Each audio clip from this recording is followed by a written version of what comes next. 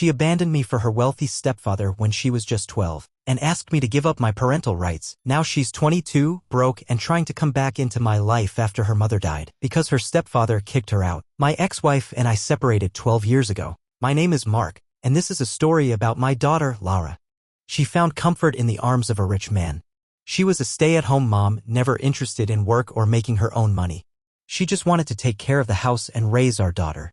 Even after our daughter was born and we were tight on money, I never forced her to get a job. I worked 2 jobs. The pay wasn't great, but it was enough to keep decent food on the table. Still, it wasn't enough for the kind of lifestyle she wanted, the luxury she thought she deserved. I won't get too deep into our marriage because this story is really about Laura. I'll tell you about my ex some other time. When Laura was 10, my ex admitted she'd been sleeping with some rich guy.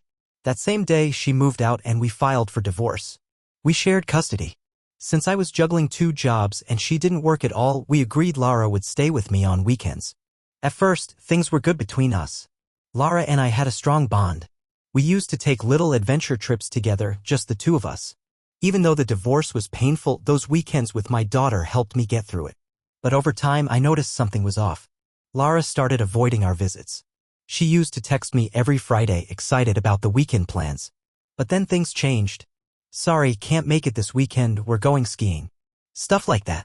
Elite sports. Fancy trips with her stepdad. At first, I brushed it off.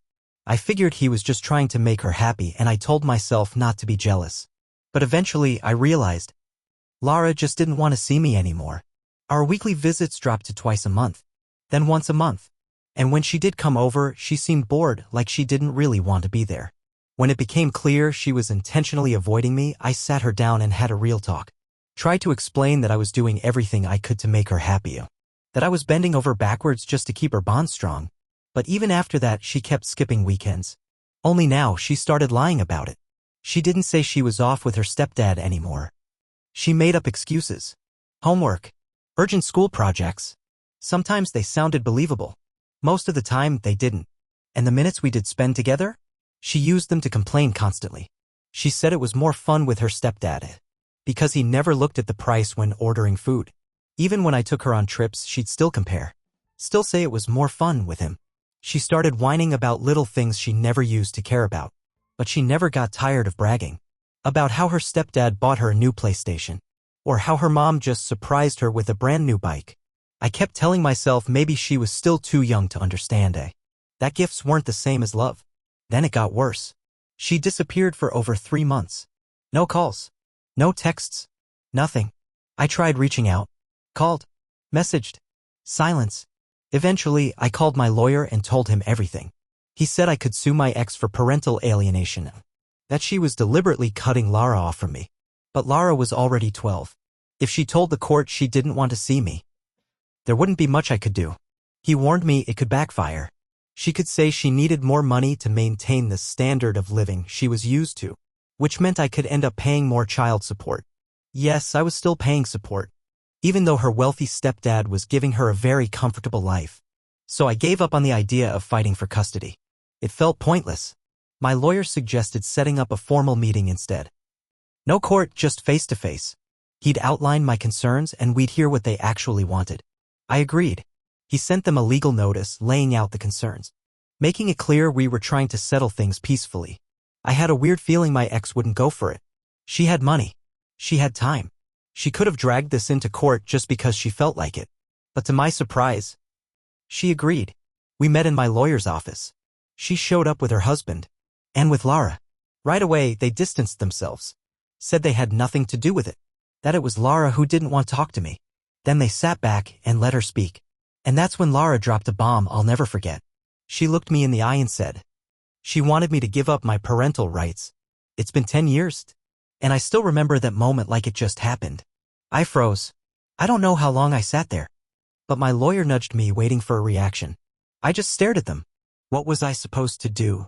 I looked at my ex, and she smirked, like she knew this was coming. I took Lara's hand and said, sweetheart, I hope you understand what you're asking. Giving up my parental rights means you don't get to call me dad anymore. You won't be my daughter anymore. She pulled her hand away, looked me dead in the eye and said, yes, I want that. I was stunned. I couldn't find the words to explain the weight of what she was asking. My lawyer stepped in and tried to explain what giving up parental rights actually meant, including the legal consequences like inheritance and so on. But she didn't care. She turned to her stepfather and asked, "When he gives me up, you'll be able to adopt me, right?" He smiled, glowing with pride, and said, "Of course, sweetheart." I can't even describe the bitterness I felt in that moment. My heart shattered into pieces. I lost the only thing that gave my life meaning.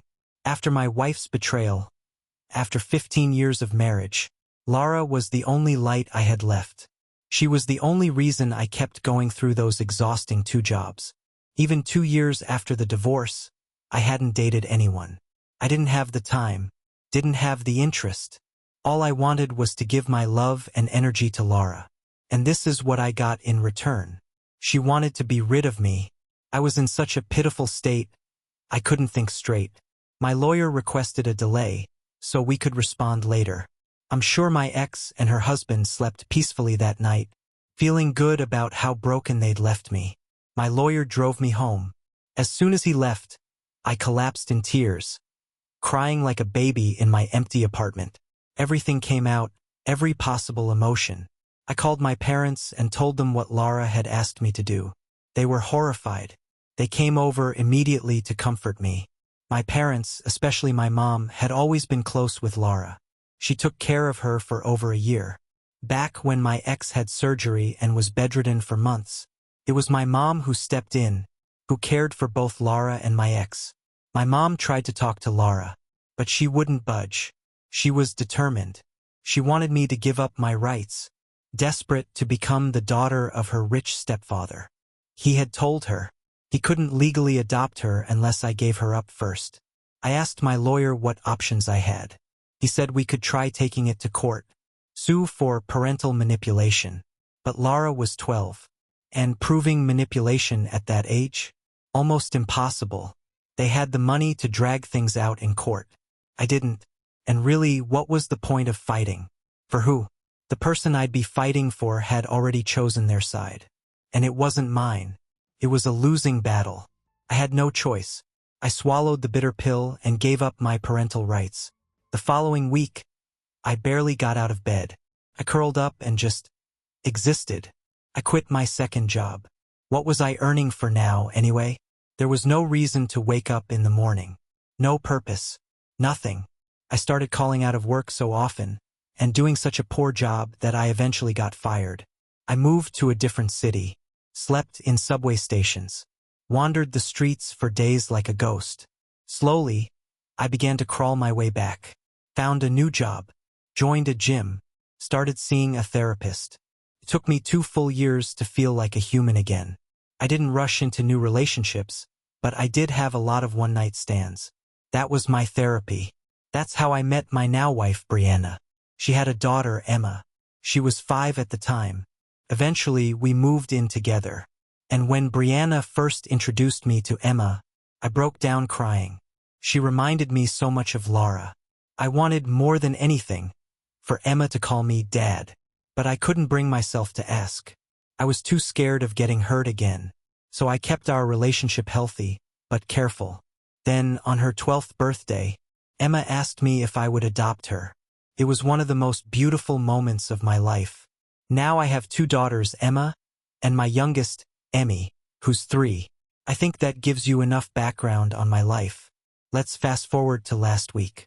I was coming home from work, and I saw a familiar face smiling at me. As I got closer, I realized who it was. Laura. It sent chills down my spine, like I'd seen a ghost. She was taller, slimmer, beautiful, of course, but I would have known her anywhere. She ran up to me, hugged me tight, and said, "Dad, it's me, Laura. I finally found you." I looked at her, my face completely blank, and said, "I have 2 daughters. You're not one of them." Before she could say another word, I turned and walked away. She followed me, but I turned around and said, "Stop following me, or I'll call the police." I haven't seen her since. The next day, though, she showed up at my house. As soon as I opened the door, she started talking. "Please, I'm sorry. I know you're mad at me, but please just hear me out. She told me her mom had died. And her dad, well, her stepdad brought his mistress into the house. He didn't love her the way he used to when her mother was alive. He cut her off financially, told her it was time to earn her own way. And when she pushed back, he said he was going to disown her. I stood there listening to her string of complaints, expressionless. And then I said, "So what?" She started begging me to give her another chance. I yelled at her to leave and slammed the door in her face. That's when she went to my mother, apologized to her crying. Somehow she got through to her. And now, my mom wants me to reconcile with Lara for the sake of the family. But the pain she caused me, it won't let me. Before we move on to the next update, I'll say this. Some of you asked if I'm doing the right thing, refusing to let Lara back into my life. I mean, can we really blame a kid for something they did when they were just 12? At that age, can they really understand what they're doing? Legally speaking, parents are the ones responsible for their child's choices. A child? They just believe whatever they're told. She probably thought she was doing the right thing. She even said as much. So maybe I should let go. Maybe I should give her a chance. Not to promise money or anything, but to rebuild some kind of connection. Still, I understand the author's pain completely. If I were in his shoes, I don't know if I could do it either. Let me know in the comments, what would you do? Update 1. Responding to your questions. Some of you asked about my ex. If she was a gold digger, if she manipulated Lara, or if I was the problem. Here's a bit of backstory. We dated for 2 years before getting married. At the time, she was working as a waitress at a local bar. I was a regular, that's how we met. She was living with her coworker back then. I had a full-time job and rented a small studio apartment. Eventually, I picked up a second job, saved some money, and bought a house so we could live together. After we got married, she quit her job immediately. For the first 6 or 7 years, she was content. She was happy with what I earned. But then the complaints started. She began comparing me to her friends' husbands, saying they made way more money. She even told me right to my face. I should have waited. I could have married someone richer. That hurt. We fought a lot. And no, I didn't just sit there quietly while she insulted me. I fought back. Over time, our relationship grew cold and distant. And then, one day, she dropped the news. She'd been sleeping with a wealthy man. And she was moving in with him. I didn't beg her to stay. But I did warn her. Men like that. They see women like her as toys. They'll play for a while, then toss them aside. She told me she wasn't rushing into anything this time. She'd been seeing him for 2 years, and finally trusted him enough to move in. At that point, I had nothing left to say. I just swallowed it in silence. Some of you said, but Lara was a minor, she was only 12 when she asked you to give up your rights. Maybe I should have fought harder for her. And since I chose not to, maybe I shouldn't be so harsh with her now. Maybe I should forgive because she was just a child. You're right. She was a minor when all of this happened. I won't deny it. Her mind was poisoned. She was emotionally pressured. And yes, financially manipulated too. But in my defense, when she turned 18, when she became an adult, she could have reached out to me. But she didn't. Now she's 22. And the only reason she's reaching out is because her stepdad cut her off. Some of you also asked how my ex-wife died. I didn't ask Lara directly, but she told my mother it was from an incurable disease. Lara had liver problems as a baby. She even had surgery when she was an infant. Now she's using that emotional angle to try and win over my mother, trying to get to me through her. I decided not to talk about it over the phone. I went to visit my mom in person. Turns out, Lara had told her a bunch of teary-eyed stories. Said she was homeless, no job, no money, that ever since her stepfather kicked her out, she'd been living on the streets. My mom insisted I meet with her. Just once. I agreed only for my mother's sake.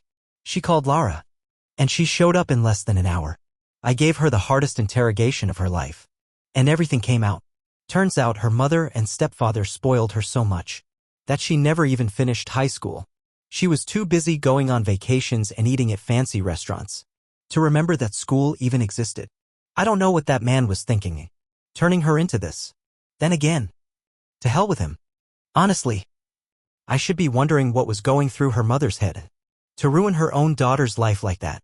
I don't know if it's true or not. Her mother's gone now. There's no way to confirm any of it. Lara claimed that everything she ever said to me, everything she did, was her mother's plan.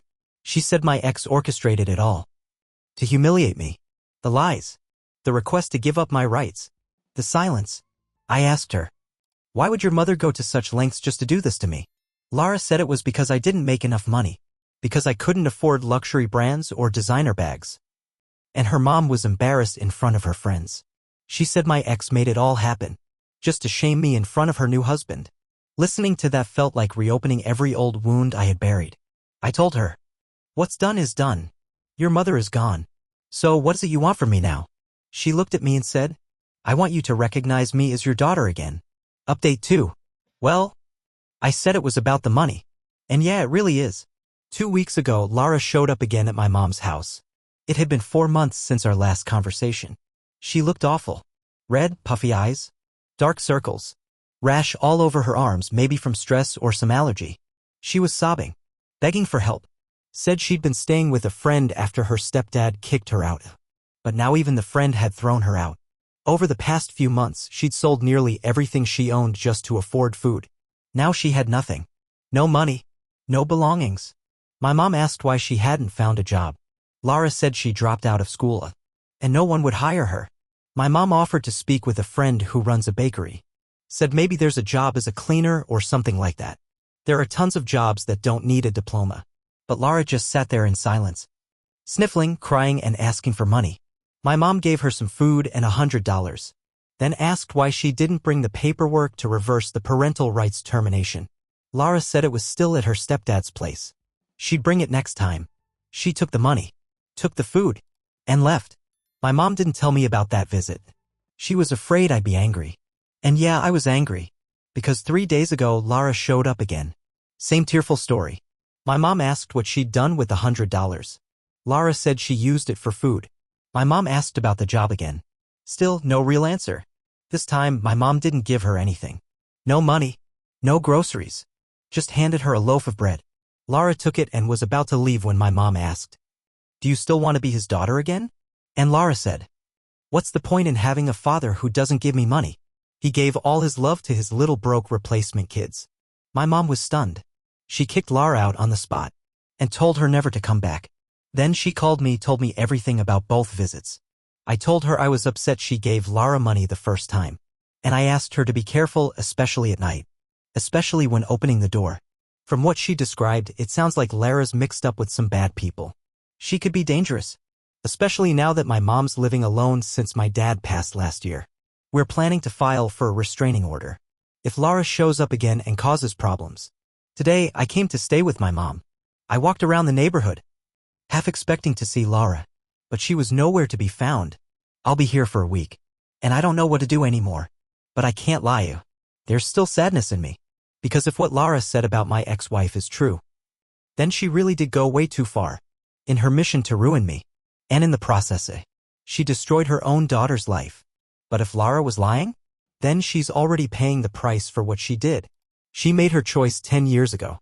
And now, she has to live with it.